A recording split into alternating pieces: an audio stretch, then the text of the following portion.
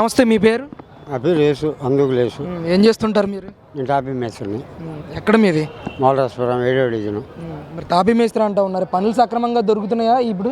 అన్ని బాగానే బాగానే ఉంటున్నాయి పనులు? అన్ని బాగానే ఉంటున్నాయి. అంటే మరి సంవత్సరం అవుతుంది కదా కూటమి పరిపాలన మొదలుపెట్టి, ఇసుక రేట్లు ఎలా ఉన్నాయి? ఇసుక దొరుకుతుంది అసలు మీకు? చాలా తక్కువలో వస్తుంది, పనులు బాగానే ఉన్నాయి. అంటే గతానికి ఇప్పటికి తేడా ఏం గమనిస్తూ ఉన్నారు? చాలా తేడా ఉన్నాయి. గతంలో 6, 7, 7,000, 8,000 ఇచ్చేవాడు ఇసుక. ఇప్పుడు మనం ఆర్డర్ చేసుకుంటే 2,000, 3,000కి వస్తుంది. ట్రాక్టర్ ఇసుక, లారీ ఇసుక? ట్రాక్టర్ ఇసుక. లారీ అంటే దానికి 3,000, 4,000 కడితే వస్తుంది. చిన్న చిన్న వాళ్ళు ట్రాక్టర్లు లారీలు తోలుకుంటారు. పెద్ద అపార్ట్మెంట్ వాళ్ళు అంటే తోలుకుంటారు. అంటే మరి భవన నిర్మాణ కార్మికులందరూ కూడా సంతృప్తిగా ఉన్నారు ఈ పాలన పట్ల? బాగానే ఉంది. అంటే గతంలో ఎలాంటి ఇబ్బందులు మీరు ఎదుర్కొనేవారు? ఇసుక లేక చాలా ఇబ్బందులు ఎదుర్కొనేవాళ్ళం. ఎవరు చూసినా ఇసుక లేక ఇసుక లేదనేవాళ్ళు. 6,000, 7,000, 8,000 చెప్పేవాళ్ళు. ఇవాళ అదేం లేదు. ఇవాళ అందరికీ బాగానే పనులు జరుగుతున్నాయి, అన్నీ బాగానే ఉంటున్నాయి. అంటే గతంలో మరి ఎన్నో హామీలు ఇస్తానని చెప్పేసి చంద్రబాబు నాయుడు అధికారంలోకి వచ్చాడు, అందరినీ మోసం చేశాడు అని చెప్పి జగన్మోహన్ రెడ్డి మాట్లాడుతూ ఉన్నారు. ఆయన అట్టగా మాట్లాడతాడు. ఏం మోసం చేశాడు? ఇప్పుడు పింఛన్ 4,000 ఇస్తున్నాడు, వికలాంగులకు 6,000 ఇస్తున్నాడు,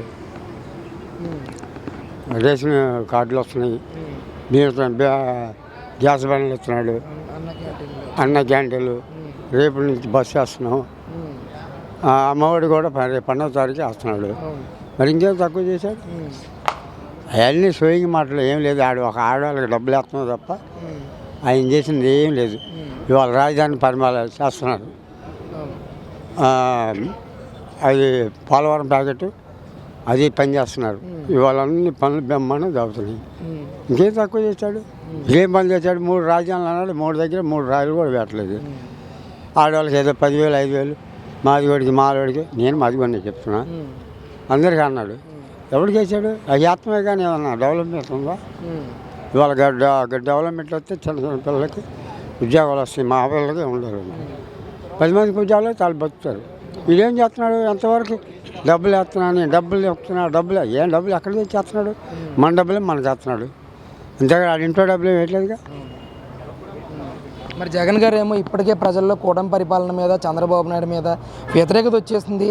ఇప్పుడు ఎలక్షన్ జరిగితే వాళ్ళకి ఒక సింగిల్ డిజిట్కే వాళ్ళు పరిమితం అయిపోతారని చెప్పేసి మాట్లాడుతారు. ఆడు గెలుస్తాడే చూడు ముందు.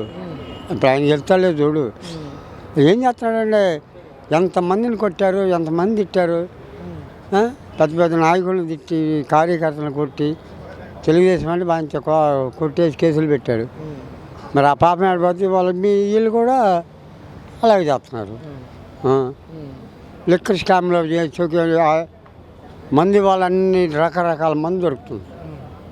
అది వరకు కాసేపు అంతే, కాసేపు అనేది కాదు. లిక్కర్ మొత్తం మాఫియా చేసి మొత్తం దింగేశాడు డబ్బులు. ఇవాళ ఏ బ్యాండ్ కావాలంటే ఆ బ్యాండ్ ఇస్తున్నారు తక్కువ రేటుకి. మరి ఆడి పరిపాలన బాగుందా, ఈ పరిపాలన బాగుందా? గతంలో మద్యపాన నిషేధం చేస్తానని చెప్పేసి జగన్ గారు అధికారంలోకి వచ్చారు. మరి లిక్కర్ స్కామ్ ఎలా జరిగిందంటారు అసలు? ఆయన ఏంటి, లేబరు తాగితే చచ్చిపోతారు, అందుకని నేను రేట్లు పెంచాను, రేట్లు పెంచితే తాక్కుంటూ ఉంటారని చెప్పుకొచ్చాడు. తాగేవాడు అవుతాడా? ఎంత రేట్ అని తాగుతాడుగా. అది అడ్డం పెట్టుకొని ఈ లిక్కర్ స్కామ్ చేశారు అంతే. ఖచ్చితంగా జగన్ గారి పాత్ర ఉంటుంది అంటారా లిక్కర్ స్కామ్లో? మొత్తం ఆడి పాత్రే.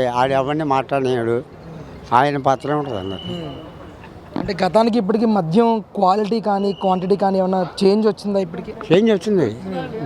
వాళ్ళ ఏ మద్యంలో ఏ క్వాలిటీ కావాలని దొరుకుతుంది. దేనికైనా ఆడమ్మిన దానికి దీనికి 30-40 రూపాయలు డిఫరెన్స్ ఉంటుంది. మీకు అలవాటు ఉందో? నేను తాగుతాను. నేను తేడా తెలుస్తుందా బాబాయ్? క్వాలిటీ తేడా ఏమన్నా? మరి ఉంటుంది, తేడా ఉంటుంది.